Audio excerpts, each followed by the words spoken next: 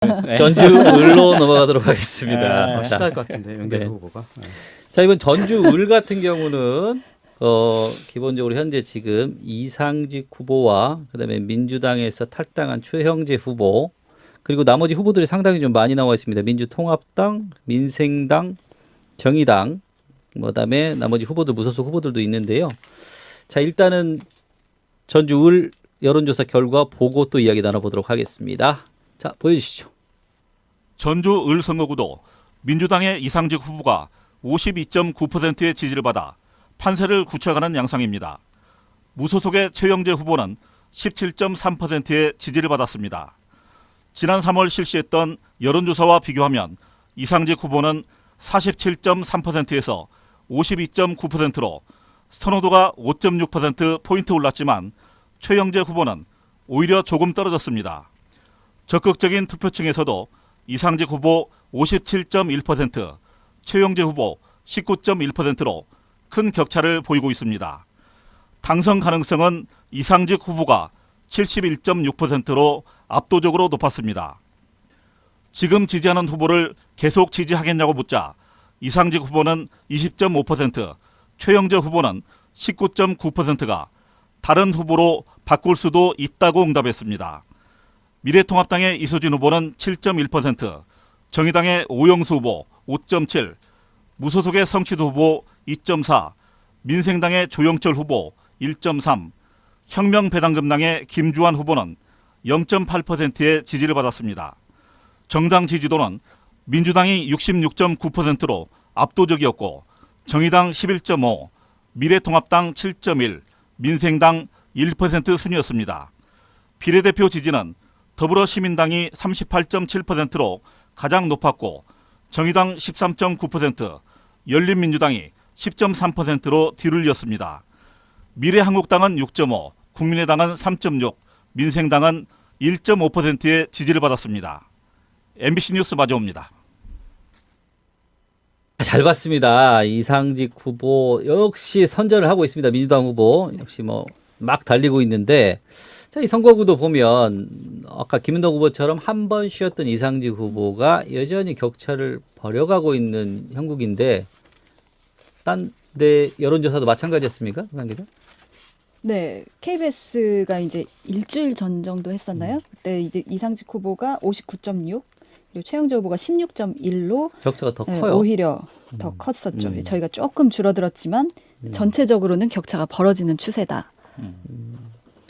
자, 최영재 후보가 분명히 이분이 그 전에 정운천 현 의원하고 붙었을 때 몇백 표 차이로 경쟁을 끝까지 뜨겁게 벌이는 후보였는데 능력 있어요. 상당히 잘하고. 그렇죠. 왜 반등하지 못할까요? 왜 반등하지 못할까요?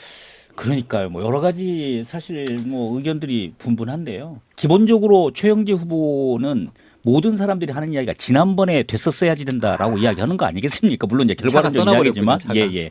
111표 차이로 지금 떨어졌다고 하는 것은 이건 정말로 차이 뭐 거의 없다고 말할 수 있을 정도로 미미한 차이였었는데 어쨌든 이 최영재 후보와 이상직 후보는 지난번에도 사실 붙었었죠. 그런데 상황이 다른 거죠. 지난번에는 당내에서 예비 후보 결정전을 했다고 한다면 지금 본선에서 지금 붙은 거잖아요. 그렇죠. 예, 지금 상황이 좀 다른데 당시에는 같은 당에 이 푸른색 옷을 입고 경쟁을 했겠지만 지금은 옷 색깔이 달라졌습니다. 이제 우리 최영재 후보가 무소속으로 이제 나와서 실질적으로 지금 이제 새롭게 도전을 하고 있는데 글쎄요, 제가 보기에 어쩌면 뭐 정책이든 뭐 인물이든 이런 모든 걸 떠나가지고 열렬하게 민주당을 지지하는 그런 유권자들의 입장에서는 최영재 후보의 그런 탈당 소식이 썩 그렇게 반갑게 와닿지는 않았을 것 같아요.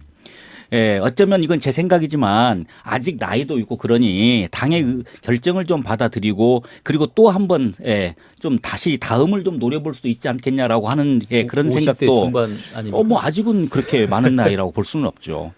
그럴 수도 있다고 보는 건데 어쨌든 최영재 후보의 입장에서는 지금이 이제 마지막이라고 분명 생각했을 거고 그렇지 않겠습니까? 그렇죠. 결사항전을 꿈꿨기 때문에 배수진을 치고 지금 이제 전투에 임하는 장수철은 지금 나와 있는 거 아니겠어요? 정말 그 캐치프레이즈를 보게 되면 정말 죽을 각오로 준비했습니다라고 그렇게 써져 있잖아요. 맞아요. 사실 거기에 죽음이라는 이야기가 굉장히 가슴에 와닿는 이야기인데 그럼에도 불구하고 지금 격차가 오히려 조금 더 벌어졌다고 하는 것은 그 후보의 입장에서는 그리고 그 후보를 지지하는 사람들의 입장에서는 굉장히 정말 안타까운 심정 그말 길이 없을 것 이 같아요. 감성에 호소하는 부분은 사실 최영재 후보가 그 가끔 페이스북이나 여러 가지 올리는 화면들 기본적으로 사진들을 보면 비 오는 날 이렇게 사실 비 맞는 모습 거기서도 뭐 누가 수건 닦아주고 이런 모습들을 보면 사실 그런 부분에서는 안타까움이 많이 묻어납니다. 아무래도 뭐 그렇죠. 충분히, 공천 과정에서도 막판에 뭐 잘못 처음에 알려졌다라는 여러 가지 또 뭐 조작이 있지 않았냐라는 의혹이 제기되면서 상당히 좀 안타깝게 공천을 떨어졌다는 의견이 있잖아요. 또 일부 본인도 거기에 대해서 수렴 어떻게 보면 수용을 못 하고 있는 상황이었는데 제가 볼 때는 제대로 좀 공격을 못 하고 있다는 생각 좀 들어요, 사실.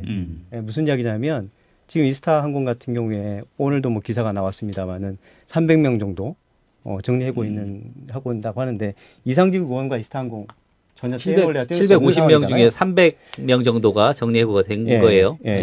나머지는 승계를 하는 걸로 얘기가 됐고. 그건 꼭 이야기해야 됩니까? 300명이 전 더 중요하기 때문에 그렇게 이야기했는데 저는 그 부분에 대해서 최영재 어떻게 후보가 정확하게 좀 짚고 공격했으면 하는 생각이 좀 들어요.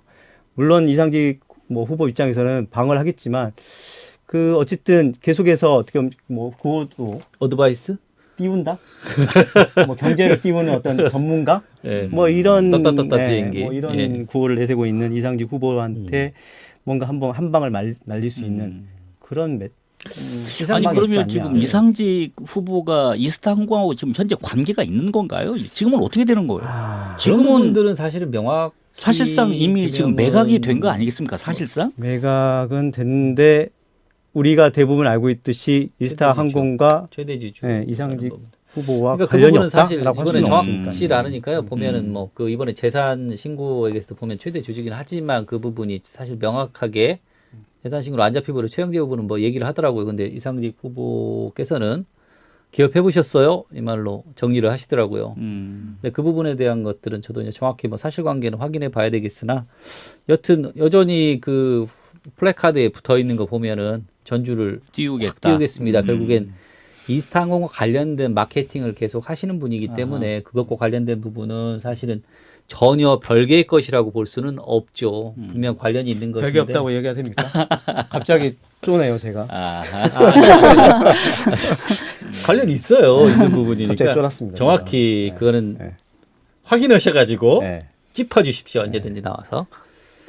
뭐 하여튼 근데 일단 최근에 보면은 사실 이상직 후보 관련된 얘기는 여러 가지가 있지만 뭐 사실은 안 좋은 얘기든 좀 많아요. 뭐 최근에는 뭐 프로 불참러라는 부분 때문에 사실 여러 가지 그 토론의 불참 부분에서도 이야기가 좀 많이 나왔어요. 그래서 이런 것들도 사실 뭐 그 그렇죠. 노동조합 전북 연합에서 좀 문제를 삼았었죠. 그 내용들은 총선 미디어 감시 연대라고요. 예. 언론 노조에서도 같이 참여하고 있고 또 민주언론 시민연합에서도 같이 하고 있는 단체가 있는데 거기서도 성명을 냈고 뭐 기자협회에서도 성명 내고 그랬었죠. 근데 저 기자협회장 관뒀는데요. 회원이시잖아요. 회원. 예. 저도 회원이고 그러니까 어쨌든 성명을 냈는데 이상직 후보가 토론에 적극적으로 나서지 않는 건 사실이죠. 뭐 그런 면에서 봤을 때 어떻게 보면 후보로서의 당연히 해야 될 어떤 그 의무를 다하지 않는 부분에 대해서는 최영재 의원이 계속해서 이야기하고 있긴 있죠.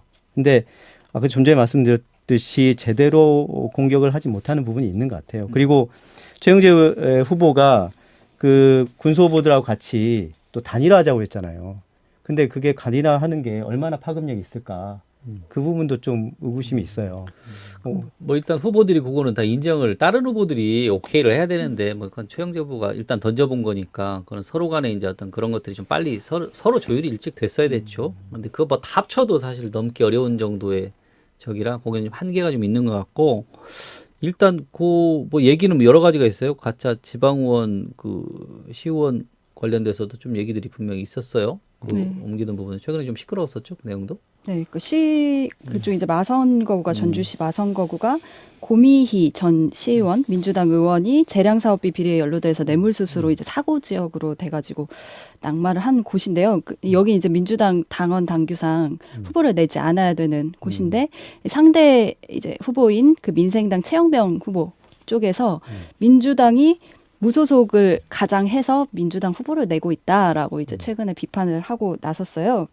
왜 그러냐 하면은 이제 이상직 후보 캠프가 3층인데 그 이제 그 무소속 후보로 나온 이수홍 후보 캠프가 1층에 있고 색깔도 뭐 파란색으로 똑같고 유세 차량에도 더불어 함께해요. 뭐 이런 멘트가 이제 써 있고 사실상 입당 안 하면 되잖아요. 근데 이제 그 이후에 이제 입당을 하게 될 것이다라고 왜 이제 이런 상대 얘기가 후보죠. 나오는 겁니까? 사실 이제 그런 이력이 이제 민주당에 사실 있었는데요. 그러니까 김희재도 의원도 비슷한 케이스. 무소속으로 당선이 됐었는데 그 이후에 이제 입당을 했었거든요. 그래서 이제 이런 얘기가 계속 나오고 있어요. 여하튼 이상직 후보 관련돼서 물론 뭐 일단 지지율이 높게 나오니까 이 관련돼서 여러 가지들 얘기들이 많이 나와요. 관련된 뭐 여러 가지 뭐 하다못해 황방산 터널까지도 상당히 좀 가지고 지금 그 전주 의뢰에서는 핵심 공약인데 요걸 가지고 말들이 많아요. 뚫어서 되겠느냐? 아니면 뚫는 게 좋다? 얘기는 나오는데 여튼 계속 가고 있어요. 일단은 이상직 후보 상당히 좀 높이 나오는데 이거 황방산 터널은 공약 나쁘지 않나요? 저도 혁신도시에서 살고 있지만 그 출퇴근길에 네. 황방산 뚫렸으면 하는 생각은 있죠. 그러면 편하겠구나라. 해봤구나. 그런 생각. 그런 누가 그런 이야기를 하더라고요. 해봤어. 편하겠구나라는 생각이 드는데 글쎄요, 그게 쉬울까요? 그런 생각도 들고 그게 뚫린다고 해서 또 교통 체증이 완전히 해소될까라는 생각 좀 들고요. 근데 사실 출퇴근 시간만 밀리는 거잖아요. 그렇죠. 그걸 위해서 그 많은 돈을 들여서 해야 되는지에 대한 합의가 될지. 뭐 뚫으면 뭐 1,000억은 뭐 기본적으로 산 뚫으려면 보통 개발 사업 하려면 1,000억은 뭐 기본적으로 드는 돈이니까. 그러니까 그 한국 매니페스토 그 전북본부 전북 네트워크 정확하게 말하면 이쪽에서 그 후보들의 공약을 그 검증을 좀 하고 평가를 좀 한 부분이 있는데 그쪽에서 두 가지를 이야기를 하죠. 그러니까 방금 이야기한 대로 그쪽에 살고 있는 사람들이나 교통 문제를 놓고 본다면 뭐 뚫는 것도 괜찮겠지만 생태적인 문제를 할 때 환경적인 문제를 놓고 보면 그건 아니다.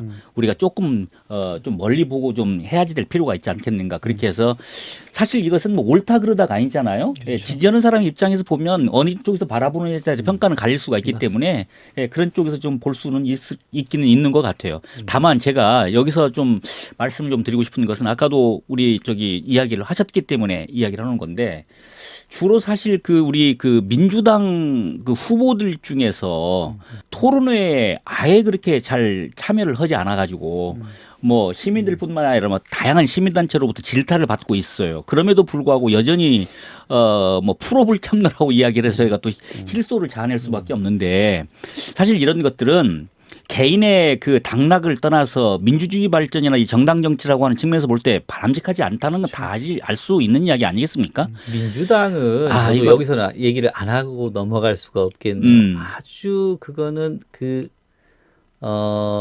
선거 질서를 어지럽히는 행위. 더더구나 민주당 내일 안호영 후보 하시겠지만 안호영 후보 오늘 첫 그렇죠. 토론회에 나갔죠. 첫 토론회 마지막 토론회 같아요. 처음이자 마지막 토론회일 것 같은데 민주당 도당위원장이 토론회 참석을 않는다? 더더군다나 후보 중에 거의 반수가 제대로 된 참석을 않는다?